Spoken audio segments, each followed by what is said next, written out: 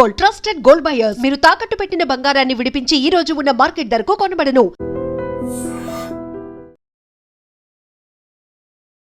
నమస్తే, welcome to iDream social spotlight with కవిత.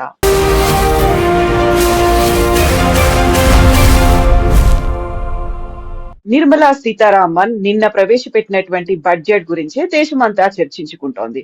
కేవలం దేశం గురించి మాత్రమే ఆలోచించారా, రాష్ట్రాల గురించి ఆలోచించలేదా? అందులోనూ పర్టికులర్ గా ప్రజల గురించి లేకపోతే తీసుకొచ్చేటువంటి సరికొత్త ప్రాజెక్టుల గురించి చర్చ ఎందుకు లేదు? అందులో బడ్జెట్ కేటాయింపులు ఎందుకు జరగలేదు అనే దాని మీద ఇప్పుడు చర్చ జరుగుతోంది. మనతో పాటుగా ఉన్నారు foundation for democratic reforms founder doctor Jayaprakash Narayana గారు. సార్ నమస్తే. సార్ నమస్తే కవిత.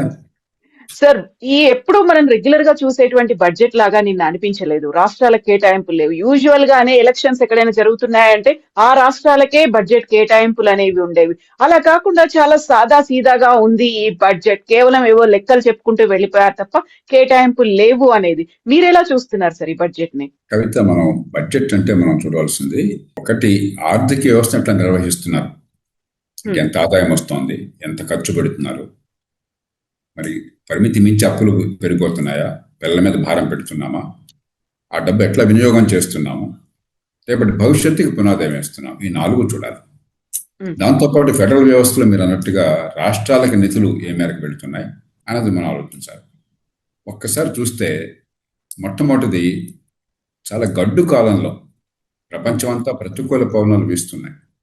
చాలా దేశాల్లో బడ్జెట్ అదుపుతిప్పిపోయింది. అప్పుల భారం పెరుగుతోంది, ఖర్చు పెరుగుతుంది, ఆదాయం తగ్గుతుంది, ఆర్థిక ప్రగతి మందగిస్తుంది.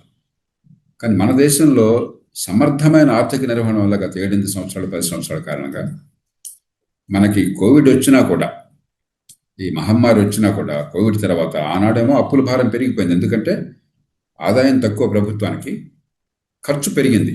అటు వ్యాధి నివారణ కోసం, వ్యాధిని నిరోధక కోసం చెప్పని, రెండో పక్కన మరి ఈ కష్టాల్లో ఉన్నటువంటి సామాన్యులకి కొంత భరోసా ఇవ్వడం కోసం చెప్పని ఆదాయం తగ్గింది. అందుకని ఆనాడు మన అప్పుల భారం 9.2%.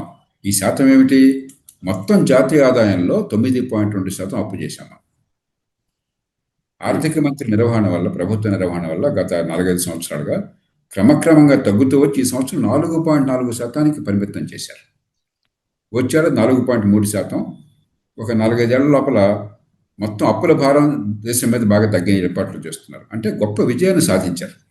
మామూలు అంకెలు చెప్పడం తప్ప, అప్పులు పెరగడం తప్ప విజయం సాధించలేదు. తెలంగాణ తీసుకొని, ఆంధ్రప్రదేశ్ తీసుకోండి, ప్రతి సంవత్సరం అప్పుల భారం పెరుగుతోంది, ప్రతి సంవత్సరం లోటు పెరుగుతోంది, అప్పు తీసుకునే మొత్తం పెరుగుతోంది, ద్రవ్య లోటు అని చెప్పటం, ఫిజికల్ డెఫిసిట్, అది పెరుగుతోంది. కానీ జాతీయ స్థాయిలో తగ్గుతోంది. మన పిల్లలకు మంచిది. ఇది మొట్టమొదటి అర్థం చేసుకోవాలి. రెండోది, ఆదాయమో ఖర్చు గురించి మాట్లాడాం. మనం ఏ రకంగా ఖర్చు పెడుతున్నారు? పనికొచ్చే డబ్బా, లేకపోతే ఊరికే దుబారా ఖర్చా? దేశ చరిత్రలో ఎప్పుడు లేని రీతిలో రికార్డు స్థాయిలో పెట్టుబడులు పెంచారు. ఈ సంవత్సరం ఉదాహరణకు ప్రవేశపెట్టిన బడ్జెట్లో మొత్తం కలిపి 17 లక్షల కోట్ల రూపాయల పైచిలకు మౌలిక సదుపాయాలు కావచ్చు, రోడ్లు కావచ్చు, లేకపోతే రైల్వేలు కావచ్చు, ఇవన్నీ ఎక్కడొస్తాయి? ఇవన్నీ ఢిల్లీలో రావట్లా, రాష్ట్రాల్లోనే వస్తున్నాయి. ఇందాక మీరు ఉదాహరణ రాష్ట్రాలకు పెట్టుబడులు అని చెప్పని, ఉదాహరణకి 7 హైస్పీడ్ ట్రైన్స్ గురించి మాట్లాడారు. దానిలో 3 తెలుగు ప్రజలకు పనికొచ్చాయి. పూనా నుంచి హైదరాబాద్కి, హైదరాబాద్ నుంచి బెంగళూరుకి, హైదరాబాద్ నుంచి చెన్నైకి. ఎక్కడ వచ్చేది?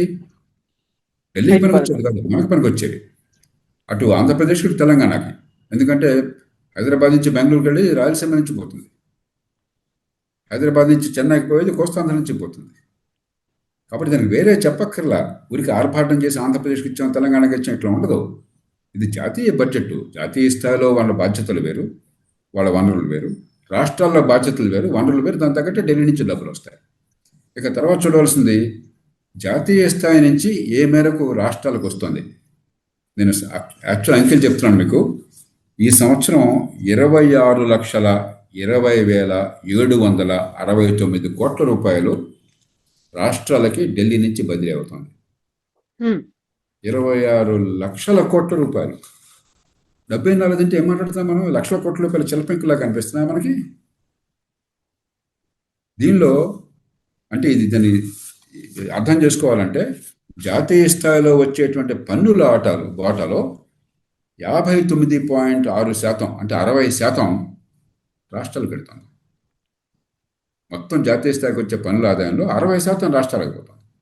పన్నులు కాకుండా మిగతా ఆదాయం లెక్క పెట్టినా కూడా 56% రాష్ట్రాలకు పెడుతుంది. హ్మ్. మరి దీనిలో అన్ని రాష్ట్రాలు ఇక మరి జాతీయ బడ్జెట్లో మీ ఊరికి ఎంత ఇచ్చాం, మీ జిల్లాకి ఎంత ఇచ్చాం, మీ మండలాకి ఎంత ఇచ్చాం రాస్తారా? అదే మనం చెప్పాల్సింది. కాబట్టి దీనిలో ఏంటంటే విషయం తెలియకుండా ఇక ప్రతికూల పరిస్థితుల్లో అమెరికా వాళ్ళేమో మన మీద 50% టారిఫ్లు వేశారు. ఎగుమతులు అమెరికాకి ఆగిపోయినాయి. మరి ఇది ప్రపంచం అంతా ఒక ట్రంప్ గారి పుణ్యం అత్తరకొత్తలం అవుతోంది. యుక్రెయిన్ యుద్ధం వల్ల కానీ రేపు ఇరాన్లో రావచ్చు, మరో చోట రావచ్చు, ఏమవుతుందని గందరగోళంగా ఉంది. ఈ పరిస్థితుల్లో భవిష్యత్తు పదిలపరచడం కోసం ఏర్పాట్లు చేయాలి. రాబోతున్న కాలం ఆర్థిక ప్రగతి ఏర్పాట్లు చేయాలి. చాలా పకడ్బందీగా ఏర్పాట్లు చేశారు.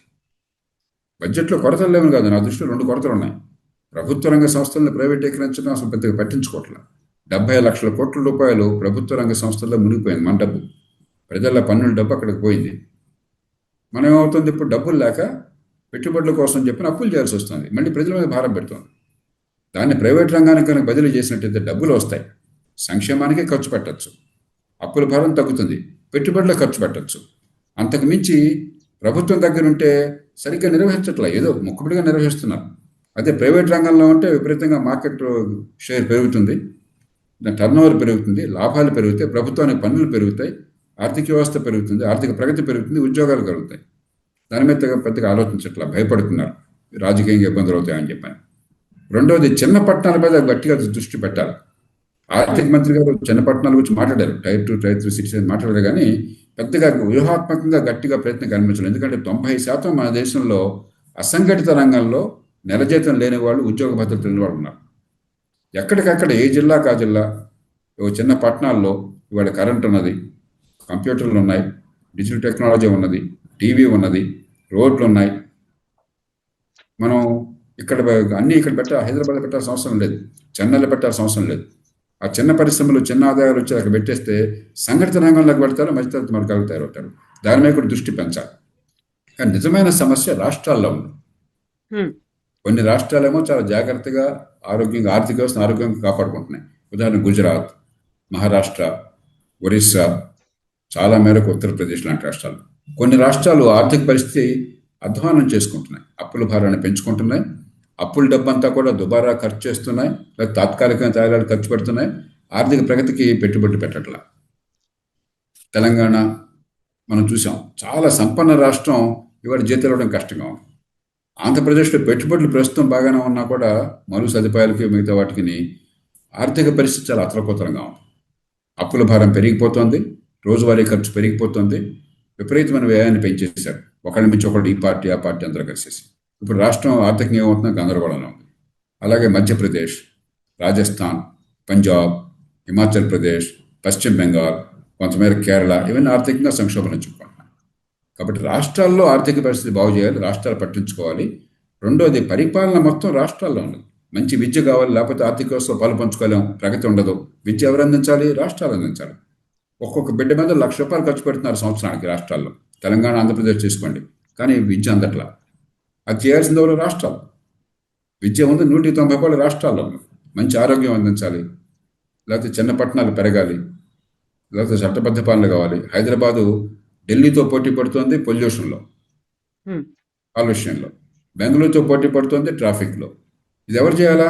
రాష్ట్రం చేయాలా, స్థానిక ప్రభుత్వాలు చేయాలి. కాబట్టి పరిపాలన బాగు చేసేది, ఆర్థిక వ్యవస్థను పెంచేది, వనరులను జాగ్రత్తగా కాపాడేది రాష్ట్రాల చేతుల్లో ఉంది. ఢిల్లీ వరకు సమర్థమైన పనిచేస్తున్నారు, మరికొన్ని చేయాలి. ఆ చేయాల్సింది గట్టిగా పట్టుబడాలి. సార్, ఈ బడ్జెట్ గురించి ఇంత విపరీతమైన చర్చ జరుగుతుంది, అందులో పాలిటిక్స్ కూడా ఎంటర్ అయిపోయాయి. మన రాష్ట్రానికి కావలసినటువంటి ప్రత్యేకమైనటువంటి కొన్ని సౌకర్యాలు ఉన్నాయి, ప్రాజెక్టులు ఉన్నాయి, దానికోసం కేంద్రం తరఫున బడ్జెట్ రావాలి, అలొకేషన్స్ అనేవి ఉండాలి, మేము ప్రతిపాదనలు పంపిస్తున్నాము, బట్ మాకు మాత్రం కేంద్రం దగ్గర నుంచి ఒక సానుకూల స్పందన రాలేదు అనే మాట ప్రతి రాష్ట్రం, అందులోనూ కాంగ్రెస్ కూడా ఇది జీరో బడ్జెట్ అనే మాట చెప్తోంది. కవిత, మనకు ఒక ఆనవాయితీ అయిపోయింది దేశంలో. జాతీయ స్థాయిలో బడ్జెట్ని కనుక ప్రవేశపెడితే అధికార పార్టీ వాళ్ళు, జాతీయ స్థాయిలో ఉన్న వాళ్ళు, వాళ్ళకి అనుకూలంతా కూడా బ్రహ్మాండమైన బడ్జెట్ దేశ చరిత్రను మార్చేస్తుంది. ప్రతిపక్షాలు లేదా రాష్ట్రంలో ఆ పార్టీ కాకుండా వేరే పార్టీ అధికారంలో ఉన్నవాళ్ళు చండాల బడ్జెట్ దేశాన్ని నాశనం చేస్తుంది. మళ్ళీ పొద్దున గద్దెలు తారుమారైన కొన్ని పదవులు, మళ్ళీ వాళ్ళు ఈ మాట వీళ్ళు ఆ మాట చెప్తారు. అలా ఖర్చు చూడాల్సింది. మనం వాస్తవాలు చూడాలి, అంకెలను చూడాలి, వాస్తవాలు చూడాలి, ఫలితాలను చూడాలి. రెండోది, మీకు రాష్ట్రం సంగతి ఇందాక చెప్పాను, ఎన్ని లక్షల కోట్ల రూపాయలు రాష్ట్రాలకు వస్తుందని చెప్పాను. మన రాష్ట్ర భవిష్యత్తు మన చేతుల్లో ఉంది. మన ప్రతిదానికి కూడా ఢిల్లీ మీద భారం పెట్టి, ఒక చిన్న వర్షం పడింది హైదరాబాద్లో, వరదలు వచ్చినాయి, ఢిల్లీ నుంచి డబ్బులు కావాలా? అరే 26 లక్షల కోట్ల రూపాయలు ఎక్కడి నుంచి వస్తాయి అనుకుంటున్నారు? వాళ్ళకు వస్తున్న పన్నుల ఆదాయంలో 60% మీకు పంపించేశారు. ఇంకేమి ఇస్తారు?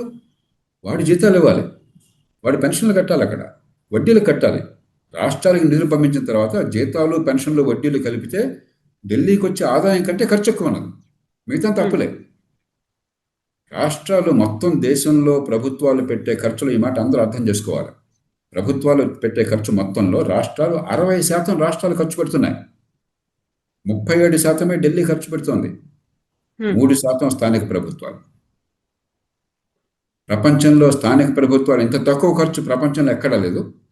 ప్రపంచంలో రాష్ట్ర ప్రభుత్వాలు ఇంత ఎక్కువ ఖర్చు ప్రపంచంలో ఎక్కడా లేదు. రెండు తప్పే. కాబట్టి ఇదంతా గడుస్తానం తప్ప, బాధ్యత తప్పించుకోవడం తప్ప. ఇది పూర్వం ఏమంటుందంటే, ప్రతి ఏ చిన్న పనికి ప్రణాళిక సంఘం ఆమోదం కావాలి, ప్లానింగ్ కమిషన్ లేదు. దానికి చట్టబద్ధత లేదు, రాజ్యాంగబద్ధత లేదు. ఒక అధికారికంగా ఒక గవర్నమెంట్ ఆర్డర్ ద్వారా దాన్ని ఏర్పాటు చేశారు. ఏం చేయాలన్నా వాడి అనుమతి కావాలి.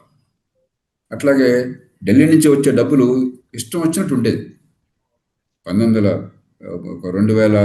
2005 ఆ ప్రాంతాల దాకా, 1995, 2000 దాకా గందరికి 10వ ఆర్థిక సంవత్సరం దాకా గందరగోళంగా ఉండేది. ఈ పన్నులో ఎంత వాటా, ఆ పన్నులో ఎంత వాటా. ఇప్పుడు అలా కాదు, స్పష్టంగా 41% వాళ్ళకి వచ్చిన పన్ను డబ్బులు మనకు వచ్చేస్తుంది, పారదర్శకంగా వచ్చేస్తుంది. అది మీది ఏం చేసుకుంటారని చెప్పారు. కాబట్టి పద్ధతులు మారినాయి. మనం ఇంకా ఇక్ష్వాకుల కాలంలో ఉండి ప్రతి ప్రాజెక్టుకి ఢిల్లీ నుంచి అనుమతి కావాలి, వాడు సంతకం పెట్టాలి, వాడు ఓకే అనాలి. అది లేదు, ఇప్పుడు మీ చేతుల్లో ఉంది. పూర్వం ఎయిర్పోర్ట్ కావాలంటే మీ చేతుల్లో లేదు, ఇప్పుడు మీరు చేసుకుంటున్నారు. హైదరాబాద్ ఎయిర్పోర్ట్ ఢిల్లీ వాళ్ళు ఎవలా, మనం చేసుకున్నాం, ప్రైవేట్ రంగాన్ని పిలిచాం. అలాగే మీకు పోర్టులు ఉన్నాయి, తీర ప్రాంతం అయితే. పూర్వం ఢిల్లీ వాళ్ళు డబ్బులు ఇవ్వకపోతే పోర్టులు లేవు, వాళ్ళు పెట్టుబడి పెట్టకపోతే పోర్టు ప్రైవేట్ రంగం నుంచి వచ్చేస్తున్నాయి. పరిస్థితి మారింది దేశంలో. 60% వనరులు మీ చేతుల్లో ఉన్నాయి. ప్రభుత్వం పెట్టాక 60% మీ చేతుల్లో ఉంది. అందుకని రిటైల్గా ప్రతిదానం చేసి, ఈ రోడ్డు వేద్దాం అనుకున్నాను, మీరు డబ్బులు ఇవ్వలేదు, లేకపోతే ఇగో ఈ సంక్షేమం చేద్దాం, మీరు డబ్బులు ఇవ్వలేదు. ఈ 60% అన్నీ కలిసిపోయినాయ్యా, నువ్వు సద్వినియోగం చేసుకో, మిగతా వాడు చేసుకోవట్లా. సో ఇన్నేళ్ల ఎక్స్పీరియన్స్ లో మీరు ప్రతి సంవత్సరం ప్రవేశపెట్టేటువంటి బడ్జెట్ ని చూస్తున్నారు సార్. నిన్నటిది బడ్జెట్ ఏమో ఎంటైర్లీ డిఫరెంట్ బడ్జెట్ అనేటువంటి ఒక వాదన వినిపిస్తోంది. మీకు ఎలా అనిపించింది సార్ ఈ బడ్జెట్ నిన్న బడ్జెట్లో కొత్త ఏం లేదు, ఆర్భాటాలు లేవు, మరి డంబాలు లేవు, అతిశయోక్తులు లేవు, తాత్కాలికంగా జనాన్ని మెప్పించి రాష్ట్రాన్ని, దేశాన్ని నాశనం చేసే పద్ధతులు లేవు. దీర్ఘకాల అభివృద్ధి కోసం ఆర్థిక క్రమశిక్షణ, మౌలిక సదుపాయాల పెట్టుబడులు, దేశం దీర్ఘకాలికంగా ఆర్థిక ప్రగతి కోసం ఏర్పాట్లు, దాని మీద దృష్టి పెట్టారు. గత కొద్దేళ్లుగా ఆ పనే చేస్తున్నారు, దాన్ని కొనసాగించారు. కాబట్టి మనం ఒకతప్పుడు ఉపన్యాసాలు లేకపోతే చెడ్డ బడ్జెట్ అని, అంకెలతో సంబంధం లేకుండా పెద్ద మైకాసుల్లో పట్టుకుని ఉపన్యాసాలు ఇస్తే గొప్ప బడ్జెట్ అనుకోవటం అది విజ్ఞాన లక్షణం కాదు. మనం చూడాల్సింది ఆ డబ్బు ఏం చేస్తున్నారు, ఆర్థిక క్రమశిక్షణ ఉందా లేదా, ఆ డబ్బు వినియోగం సద్వినియోగం చేస్తున్నారా, వృధాగా ఖర్చు పెట్టి తగలేస్తున్నారా, అప్పుల భారాన్ని పెంచి మన మీద, పిల్లల మీద భారం వేస్తున్నారా, భవిష్యత్తులో ఆర్థిక ప్రగతి ఊతం ఇస్తున్నారా, రాష్ట్రాలను పట్టించుకుంటున్నారా. ఈ 4 రకాలుగా చూస్తే ఈ బడ్జెట్ మంచి ప్రమాణాల బడ్జెట్. అయితే కొన్ని చేయాల్సింది ఉంది. అది నేను చెప్పాను కదా ఇంతకుముందే, పబ్లిక్ రంగ సంస్థలు కావచ్చు, ఇంకోటి కావచ్చు. అయితే సంస్కరణలో కొంతమంది వాదన సరైనటువంటిది. ఒక అవకాశంగా తీసుకునే సంక్షోభాన్ని, మన దేశంలో సంక్షోభం లేకపోయినా ప్రపంచంలో అతి వేగంగా ఎదుగుతున్న ఆర్థిక వ్యవస్థ మన పెద్ద దేశాలు. మన దేశంలో సంక్షోభం లేదు, కానీ ప్రపంచ సంక్షోభానికి మనం అతీతులం కాదు. దాన్ని అవకాశంగా తీసుకుని పెద్ద మార్పులు నడుపు కట్టాల్సిన కొందరు వాదిస్తున్నారు. ఇది వాస్తవం, నేను దాన్ని అంగీకరిస్తున్నాను. కానీ ఇప్పటికే కొన్ని చేశారు. జిఎస్టీ కానీ మరికొన్ని మార్పులు కానీ గత కొద్ది నెలలుగా బడ్జెట్తో సంబంధం లేకుండా చేశారు. మిగతా మార్పులు కూడా బహుశా బడ్జెట్ సంబంధం లేకుండా వస్తాయేమో చూద్దాం. మనం రావాలని కోరుకుందాం, రావాలని పట్టుబడదాం. సో నిన్నటి బడ్జెట్ అంతా దేశమంతా ఒక యూనిట్ లా కనిపించింది సార్. రాష్ట్రాల వారీగా కాదు, లేకుంటే ప్రాజెక్టుల వారీగా కేటాయింపులు కాదు, రాబోయేటువంటి కరెక్ట్ బడ్జెట్ దేశం కోసం. ఏ రాష్ట్రానికి ఆ రాష్ట్రం మీ బడ్జెట్ ఉన్నది. పారదర్శకంగా మీరు బడ్జెట్లో ఏ జిల్లాకి అంత కేటాయించారు, లేకపోతే ఏ ప్రాజెక్టుకి కేటాయించారు మీరు బయట పెట్టాలా, సద్వినియోగం చేయాలి. అంతేగాని ఢిల్లీ వాళ్ళు చేయలేదు పని. ఢిల్లీ వాళ్ళు చేసేది వాళ్ళ ప్రాజెక్టులు, జాతీయ ప్రాజెక్టుల విషయంలో వాళ్ళు చెప్తారు అంకెలు. మీరు ఉదాహరణకి 7 మరి హై స్పీడ్ రైలు అన్నారు, 7 ఏంటో ప్రకటించారు. అది వాళ్ళు చేయాల్సిన ప్రాజెక్ట్ కాబట్టి మీ ప్రాజెక్టు వాళ్ళు ఎందుకు మాట్లాడతారు, మీరు చూసుకోవాలి. సార్ ఇప్పుడు 2047 కల్లా 100 ఏళ్ల నాటికి మనం ఏం చేయబోతున్నామో, మన టార్గెట్స్ ఏంటి, ఒక లాంగ్ టర్మ్ లో, లాంగ్ విజన్ లో ఎలా ఉండాలి అనేది అంతా కనిపించింది. సో ఇప్పుడు ప్రజలు ఫేస్ చేస్తున్నటువంటి సమస్యలు ఏవైతే ఉన్నాయో దానికి ఒక పరిష్కారంగా, లేకపోతే వాటి కేటాయింపులు అనేవి లేవు. ఇప్పుడు బంగారం గురించి ఏదన్నా అదుపు చేస్తారేమో, 2 లక్షల దాకా వెళ్ళబోతోంది, దాని గురించి ఎందుకు మాట్లాడలేదు అనేటి ఆ మాటలు కూడా వినిపిస్తున్నాయి. అలాంటి విశ్లేషణలు కూడా ఉన్నాయి కదా సార్. బంగారం గురించి మాట్లాడారు కవిత, కొంచెం మనం లోతుకి వెళ్ళాలి. చాలామంది తెలియకపోవచ్చు, ప్రపంచం మొత్తంలో అతి ఎక్కువ బంగారం ఉన్నది భారతదేశంలో. మన దగ్గరే మొత్తం ప్రపంచ చరిత్రలో ఆదిమ మానవుడి దగ్గర నుంచి ఇప్పటిదాకా 191,000 టన్నుల బంగారాన్ని వెలికి తీసి ఉత్పత్తి చేశారని అంచనా. దానిలో 35,000 టన్నులు మన దేశంలో ఉన్నది. దాని విలువ మీరు ఈవేళ కనుక రూపాయల్లో లెక్కడితే, డాలర్లు లెక్కడితే ఉదాహరణకి, దాని విలువ సుమారుగా $5 ట్రిలియన్ పైన ఉన్నది. 5 ట్రిలియన్ పైన ఉన్నది. కాబట్టి ఖచ్చితంగా బంగారాన్ని వెలికి తీయటం మంచిది నా దృష్టిలో. డిమాండ్ ఎంత ఎక్కువ ఉన్న దేశంలో మనకేమవుతుంది, ఎవరింట్లో వాళ్ళు, అందులో మన మహిళలకు బంగారం అంటే ప్రాణం, ఎవరింట్లో వాళ్ళు బంగారం ఉంచుకుంటారు. మంచిదే, ఎందుకంటే రేపు పొద్దున ఎలాంటి పరిస్థితి వచ్చినా కూడా మనకి జీవితంలో భరోసా ఉండాలంటే బంగారానికి విలువ తగ్గదని నమ్మకం ఉంది కాబట్టి. కానీ ఏమవుతుంది, ఇనపెట్లో మీరు నిధి పెట్టేసి పాతరేస్తే ఉపయోగపట్టలా. కాబట్టి బంగారం ఎవరిది వాళ్ళకి ఉండేట్టుగా చేస్తూనే దాన్ని మార్కెట్లోకి తీసుకొచ్చామనుకోండి, బంగారము డాలర్లతో సమానం, విదేశీ మారద్రవ్యం ఉన్నట్లు లెక్క. కొంతైనా బంగారం బయటకు వచ్చిందనుకోండి, మీ బంగారం పోకుండా, మీ బంగారానికి ఇప్పుడు ఏమీ రావట్లా, మరి సంవత్సరానికి ఎంత కొద్దిగానే మన వడ్డీ ఇచ్చారనుకోండి, బంగారం మన చేతుల్లో ఉంటుంది, మన పేరుతో బ్యాంకులో ఉంటుంది, మన కొద్దిపాటి వడ్డీ అదనంగా ఆదాయం కూడా వస్తుంది. ఆ పద్ధతి తర్వాత భద్రంగా ఉంటుంది, ఇంట్లో మన దొంగతనం చేస్తారని భయం ఉండదు. అలా పెట్టున్నాం అనుకోండి, అప్పుడేమవుతుంది, కొన్ని 10 లక్షల కోట్ల రూపాయలు మార్కెట్లోకి వస్తాయి. దాన్ని పెట్టుబడులకు ఉపయోగించవచ్చు దేశంలో. ఇప్పుడు పెట్టుబడులు లేక విదేశాల నుంచి కానీ దేశం నుంచి కానీ పెట్టుబడులు సరిగ్గా అవసరం. ఇప్పుడు మనం పేద దేశాల్లో అవసరాలు ఎక్కువ, డబ్బులు తక్కువ, కాబట్టి పెట్టుబడులు ఎవరు పెట్టాల్సిన అవసరం ఉంటుంది. ఆ పెట్టుబడులు లేక అలమటిస్తున్నాం మనం. దానికోసం ప్రభుత్వాన్ని ఇందాక మెచ్చుకుంటున్నాం. ఎందుకని 17 లక్షల కోట్ల రూపాయలు పెట్టుబడులు పెడుతున్నారు. 10-12 ఏళ్ల క్రితం 2 లక్షల కోట్ల రూపాయలు ఈ దేశంలో పెట్టుబడుల కోసం ప్రతి సంవత్సరం పెట్టేది. 8 రెట్లు పెంచారు. 8 రెట్లు పోతే 20 రెట్లు చేయొచ్చు. కాబట్టి దానికి పథకాలు ఏర్పాటు చేయాలి. కానీ రాజకీయంగా భయపడుతున్నారు. బంగారాన్ని బయటకు తీసుకురండి అని చెప్పంటే ప్రజలు ఎదురుతారన్న భయంతో ప్రభుత్వాలు మౌనంగా కూర్చుంటున్నాయి. బంగారం రేటు మన ప్రభుత్వం చేతుల్లో లేదు. అంతర్జాతీయ మార్కెట్లో బంగారం గ్లోబల్ కమాడిటీ. ఒక దేశంలో ఒక రేటు, ఇంకో దేశంలో ఇంకో రేటు ఉండదు. కాబట్టి బంగారానికి డిమాండ్ ఉన్నది. మన దేశంలో ఉదాహరణకి ముడి చమురు తర్వాత అతి ఎక్కువ విదేశీ మాత్రమే ఖర్చు పెడుతుంది బంగారం మీద. కొన్ని సంవత్సరాలు 1000 టన్నులు దిగుమతి చేసుకుంటున్నాం. ఈ సంవత్సరం నాకు ఎంతో తెలియదు, బహుశా 400 టన్నులు కనీసం దిగుమతి చేసుకుంటున్నాం. 400 టన్నులు అని చెప్పంటే ఇవాళ పరిస్థితుల్లో బంగారం మీకు ఒక $60-70 బిలియన్, ఒక $70 బిలియన్, $60 బిలియన్ మనకి బంగారం దిగుమతిగా ఖర్చు అవుతుంది. కాబట్టి విదేశీ మాత్రమే పోతున్నది. అయితే బంగారం విషయంలో నా దృష్టిలో కొన్ని ఏర్పాట్లు చేయాల్సిన అవసరం ఉన్నది. కానీ ఏ పార్టీకి, ప్రభుత్వానికి కూడా ధైర్యం చాలటం లేదు. మనం అందరూ కొనుక్కున్నట్టయితే, ప్రజలు అంగీకరిస్తే ఎవరిదో రేపని పని చేయొచ్చు. ఆ బంగారాన్ని సద్వినియోగం చేసుకోవచ్చు దేశం కోసం. ఓవరాల్ గా ఈ బడ్జెట్ కి మీరు యాక్చువల్ గా ఎన్ని మార్కులు అంటే ఏం చెప్తారు సార్? ఎన్ని మార్కులు వేస్తారు? ఆర్థిక క్రమశిక్షణలో 9 మార్కులు వేస్తాను 10కి. రాష్ట్రాలకు వనరుల పంపిణీలో 9 మార్కులు వేస్తాను. అభివృద్ధి గోత్రం విషయంలో 7 మార్కులు వేస్తాను. కొన్ని మౌలికమైన సంస్కరణలు మరికొన్ని చేపట్టడం విషయంలో 5 మార్కులు వేస్తాను. కాబట్టి ఒక్కో రంగంలో ఒక్కో రకంగా. ఓవరాల్ గా అయితే పాస్ అయిపోయింది. ఆల్మోస్ట్ మనం మిగతా అన్ని క్యాలిక్యులేట్ చేసుకుంటే సాటిస్ఫైయింగ్ గానే ఉంది. కానీ ఇప్పుడు మనం ఏంటంటే, ఒక పేద దేశం ఎప్పుడు తృప్తి పడకూడదు. మనం సంపన్న దేశం అయ్యేదాకా ఇంకా చేయాల్సినవి ఉన్నాయి. మంచి ప్రమాణాల విద్య అందాలి, మంచి ఆరోగ్యం అందాలి. కానీ ఇవన్నీ ఈ బడ్జెట్లో తెలియ కాదు, రాష్ట్రాల్లో తేలాల్సినాయి. కాబట్టి ఇప్పుడు మన పొల్యూషన్ లేకుండా హైదరాబాద్లో కూడా ఇప్పుడు స్మాగ్ కనిపిస్తుంది. నిన్న వాళ్ళ స్మాగ్ కనిపిస్తుంది పొద్దున్న. ఢిల్లీ లాగా మనకు అవుతుందని భయం వేస్తుంది మనకి. ఇవన్నీ ప్రభుత్వాలు చేయాల్సిన పనులు. కాబట్టి కొరతలు చాలా ఉన్నాయి. దానికి జాతీయ స్థాయిలో బడ్జెట్ పరిష్కారం కాదు. రాష్ట్రాల్లో పరిపాలన బాగుపడాలి, కావాల్సిన మార్పులు కావాలి. రాష్ట్రాల్లో కేటాయింపులు బాగుండాలి. రాష్ట్రాల్లో ఆర్థిక క్రమశిక్షణ ఉండాలి. Thank you so much sir. మళ్ళీ మనం మాట్లాడుకుందాం. Thank you Thank you. Sir. And for more videos, Please subscribe to iDream. Please subscribe to iDream. Please subscribe iDream. And please subscribe to iDream. For more videos, subscribe to iDream. please like, share and subscribe to the channel. Congratulations, iDream. Subscribe to iDream. Subscribe to iDream. So subscribe to iDream Media. iDream की iDream team अंदर की huge congratulations. Please subscribe iDream Media. Please subscribe to iDream. Subscribe iDream. Please subscribe to iDream. iDream అంటే నా కళల ఛానల్ను subscribe చేసుకున్న నోరు తిరుగుతలేదు. మీరైతే గంట గుర్తు కొట్టండి. For more such videos, please subscribe to iDream. Subscribe to iDream. Please subscribe to iDream. Please subscribe iDream Media. Please do subscribe to iDream. Please subscribe to iDream Media. For best entertainment and information, please subscribe iDream. And don't forget to subscribe to iDream.